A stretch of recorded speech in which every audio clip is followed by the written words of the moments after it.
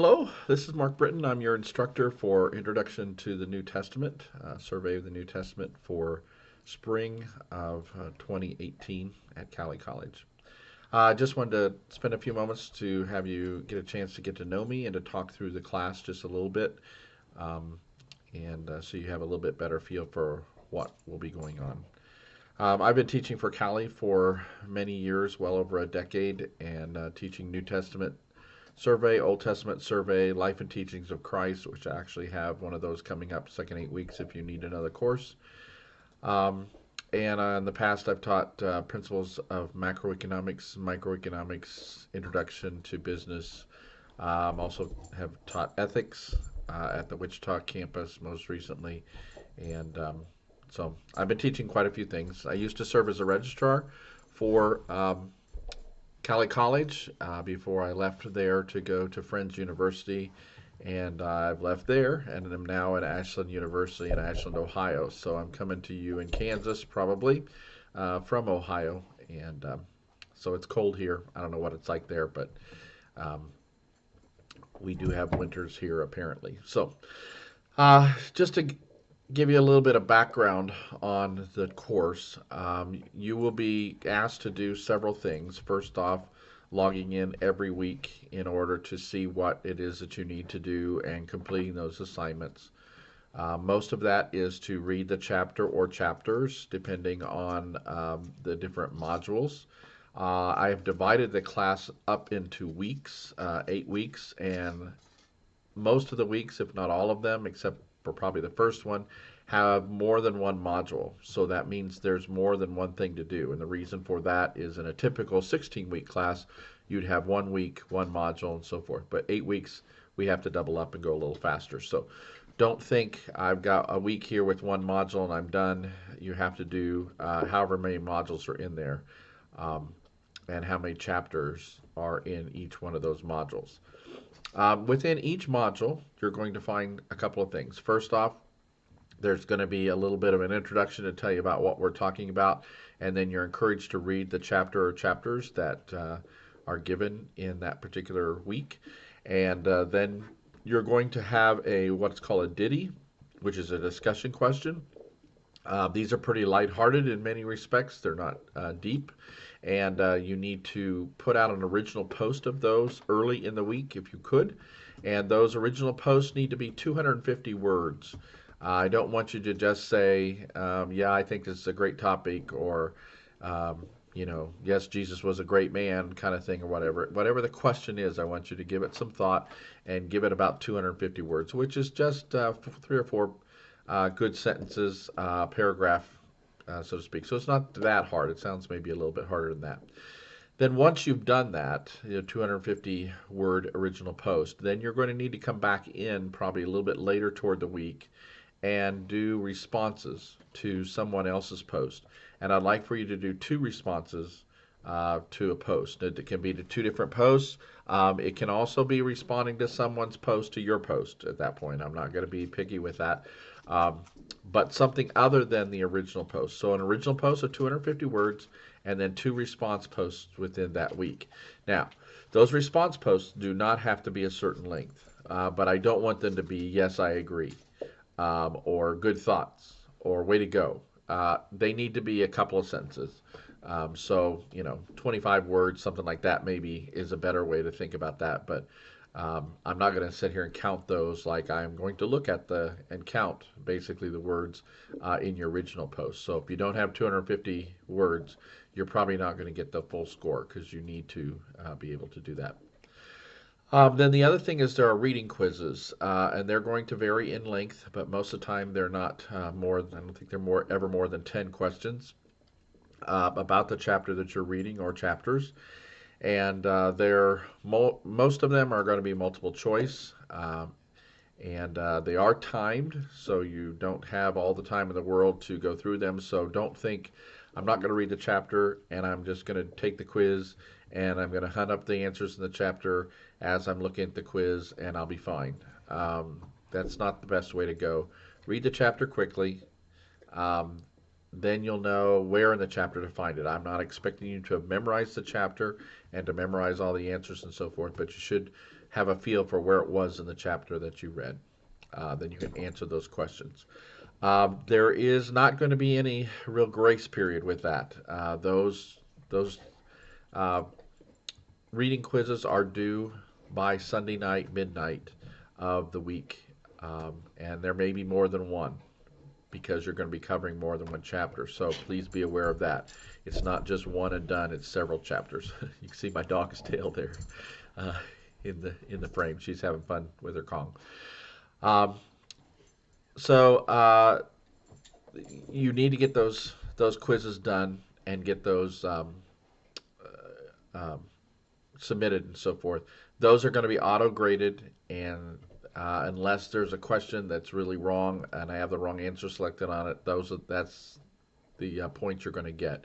And so those are the points that are the most variable because those are the ones that are based on your understanding of this of the work. Okay.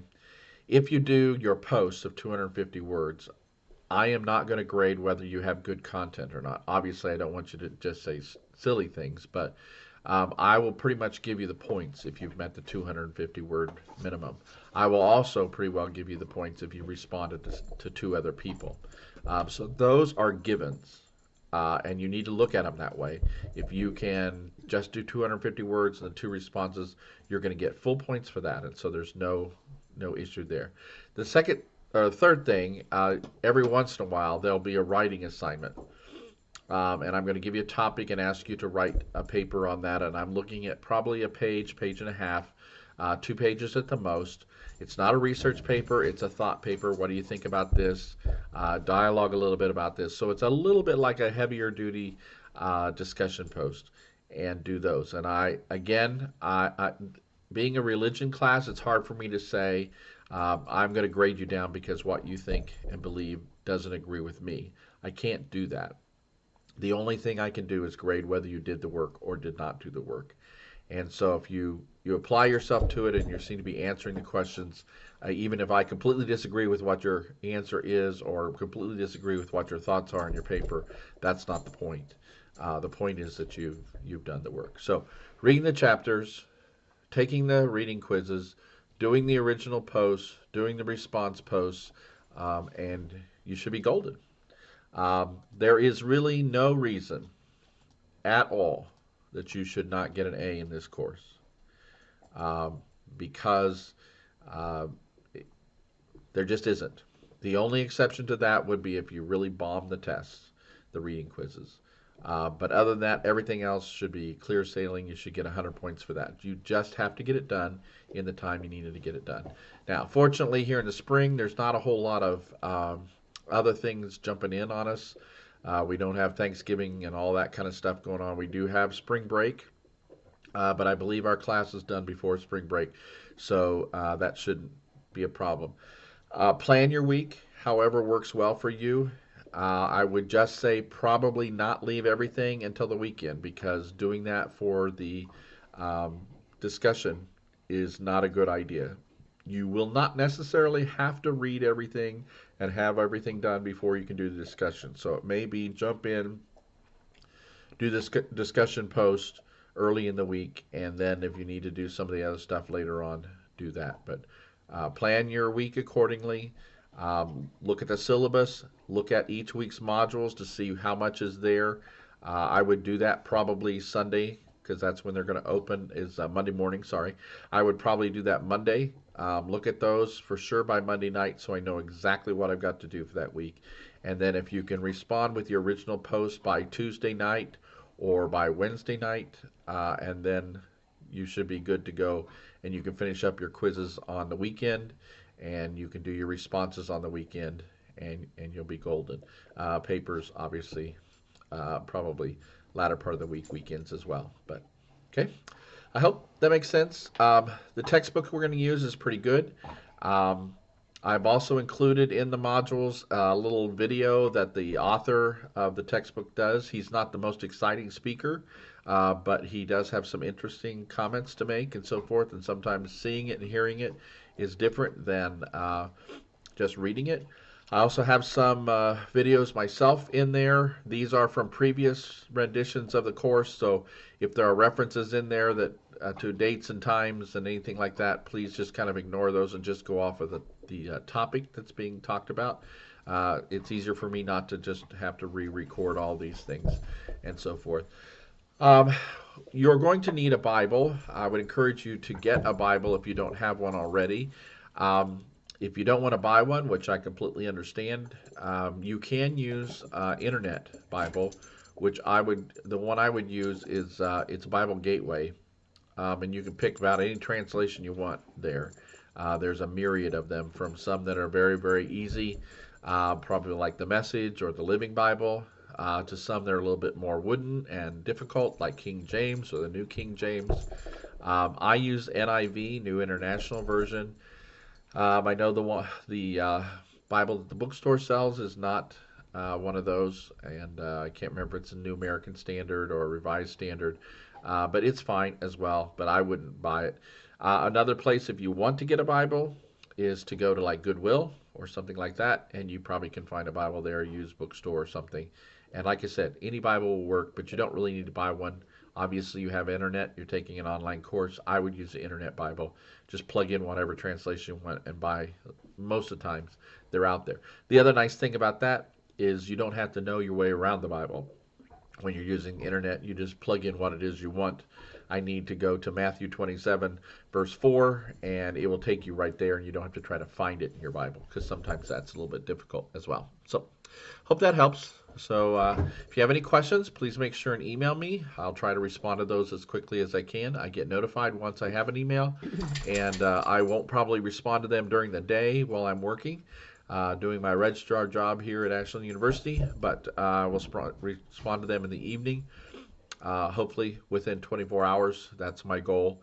And if you find that I'm not responding, please make sure that you get a hold of me somehow. My phone is there. You can text me if you want to do that, but only do that as a last resort. Use the email, which is really the Blackboard messaging. Use that first. Okay? All right. Welcome to class. Hope we have a great time. I know I'm looking forward to it. And again, ask me any questions you have. Thanks. Bye.